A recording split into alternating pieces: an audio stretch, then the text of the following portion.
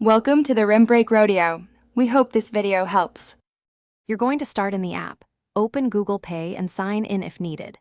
First, make sure your phone volume is up and Do Not Disturb is off, because muted sound will hide any changes. Once done, grant notifications permission if asked, otherwise you can't hear anything. Now tap your profile, go to Settings, then Notifications so you can see the individual channels Gpay exposes. This step unlocks the actual sound options you'll change next. Once you're in the right notification channel, usually payments or transactions, tap Sound to open tone choices.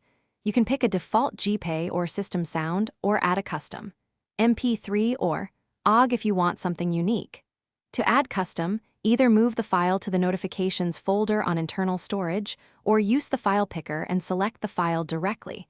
Make sure it's under 30 seconds for best compatibility. After selection, Android will save your changes and then test. Use the app's test notification feature or initiate a small, safe transaction to trigger the alert so you can confirm sound playback.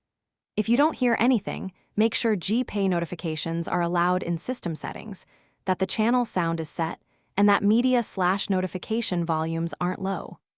If problems persist, restart the phone, reselect the tone, or clear Gpay's cache to reset notification behavior. That usually resolves stale settings.